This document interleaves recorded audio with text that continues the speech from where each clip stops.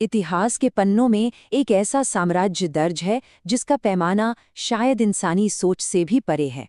इस नए विश्लेषण में हम मंगोल साम्राज्य के उदय और पतन की कहानी खंगालने वाले हैं।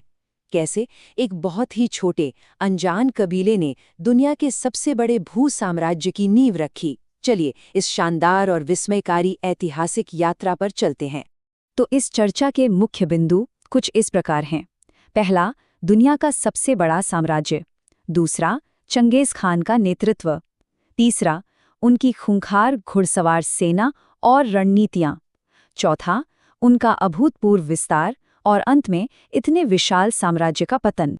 भाग 1, दुनिया का सबसे बड़ा साम्राज्य। जरा इस बदलाव को देखिए। एक तरफ 1206 ईस्वी से पहले के बिखरे हुए मंगोल कबीले हैं। ये खानाबदोश लोग थे, मध्य एशिया के बेहद कठोर मैदानों में रहते थे और अक्सर आपस में ही उलझते रहते थे।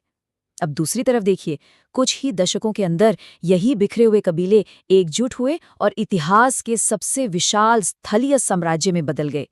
एशिया के सुदूर पूर्वी कोनों से लेकर सीधे यूरोप की सीमाओं तक। यह कोई मामूली विस्तार नहीं था, इसने तो पूरी दुनिया का नक्शा ही बदल दिया था।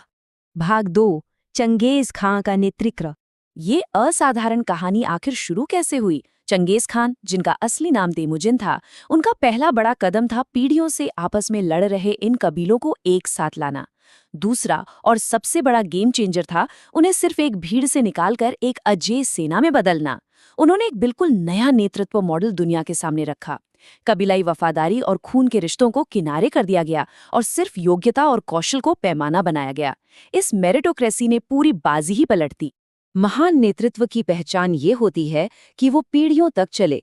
चंगेज खान एक शानदार योद्धा और संस्थापक थे जिन्होंने इस जीत की नींव रखी। लेकिन उनके बाद आए ओगेदई खान।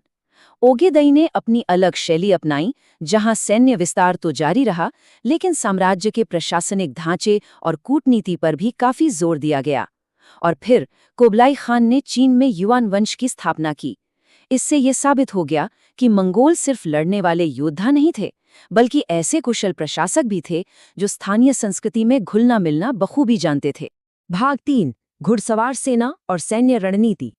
अब आते हैं इस पूरी कहानी के सबसे दिलचस्प हिस्से पर, उनकी अचूक जीत का असली रहस्य, उनकी सैन्य मशीन।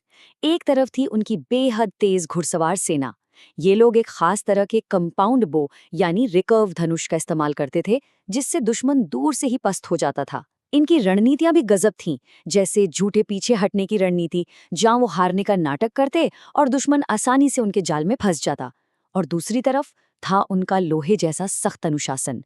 पूरी सेना दशमलव प्रणाली में बटी थी, 10, 100, 1000 और 10,000 की टुकड़ियों में। तेज रफ्तार और कड़े अनुशासन के इस बेजोड़ तालमेल ने ही उन्हें उस वक्त की सबसे खूंखार ताकत बना दिया था।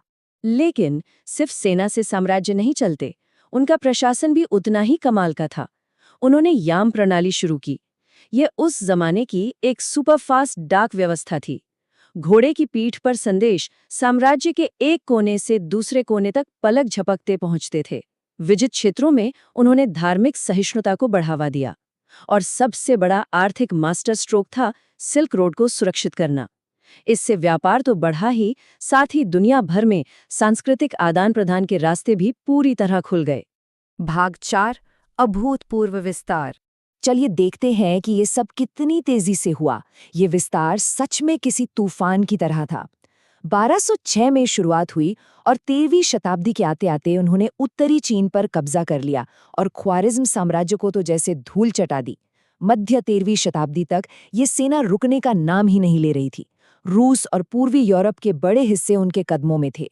और फिर आता है 1258 का वो ऐतिहासिक क्षण, जब उन्होंने सीधे बगदाद पर एक भीषण आक्रमण किया। इतनी रफ्तार और ऐसी आक्रामकता उस समय की दुनिया के लिए बिल्कुल अकल्पनीय थी। लेकिन यहाँ एक पल के लिए रुकना होगा। इतनी विशाल सैन्य ताकत, एकदम अचूक अनुशासन और दुनिया का सबसे बड़ा भूभाग, एक ऐसा ताकतवर साम्राज्य जिसे हराना बिल्कुल नामुमकिन सा लगता था, वो आखिर ढह कैसे गया? भाग 5, विशाल साम्राज्य का पतन। पतन का सबसे पहला और शायद सबसे बड़ा कारण था इस साम्राज्य का अकल्पनीय आकार। इतने बड़े क्षेत्र पर वो भी बिना किसी आधुनिक संचार तकनीक के नियंत्रण रखना व्यावहारिक रूप से नामुमकिन होता जा रहा था। इसके बाद शुरू हुए उत्तराधिकार के विवाद। जब भी किसी महान नेता की मृत्यु होती, सत्ता के लिए आपस में ही भयानक युद्ध छिड़ जाते। और आखिर में स्थानीय विद्रोह। जैसे ही केंद्र की पकड़ कमजोर पड़ी, जीते गए इलाकों में जगह जगह बगावत की आग भड़कने लगी। ये चार्ट बिल्कुल सटीक तस्वीर पेश करता है। एक एकीकृत और अखंड मंगोल साम्राज्य, जिसे कभी चंगेज खान ने इतनी मेहनत से बनाया था, वो अपनी ही विशालता और आंतरिक कलह के बोझ तले दरकने लगा। अंततः पूरा साम्राज्य 4 अलग-अलग हिस्सों में टूट गया। ये बंटवारा ही उनके अंत की शुरुआत साबित हुआ। जब वो एकता टूटी तो वो अजेय शक्ति भी हमेशा के लिए बिखर गई, जिसने कभी आधी से ज्यादा दुनिया को मुट्ठी में कर रखा था। चंगेज खान की अद्वितीय रणनीति और बेजोड़ नेतृत्व ने इतिहास का सबसे बड़ा स्थलीय साम्राज्य तो खड़ा कर दिया। लेकिन एक बड़ी विडंबना देखिए, जिस बेतहाशा तेजी और आक्रामकता ने उन्हें ये मुकाम दिलाया, उसी तीव्र विस्तार ने उनके अचानक पतन के बीज भी बो दिए। असीमित शक्ति एक ऐसा भारी बोझ बन गई जिसे संभाला नहीं जा सका। ये सब एक बड़ा सवाल छोड़ जाता है, क्या कोई भी साम्राज्य अपनी ही चरम सफलता के बोझ तले दबने के लिए अभिशप्त है? इस ऐतिहासिक विश्लेषण में जुड़ने के लिए धन्यवाद।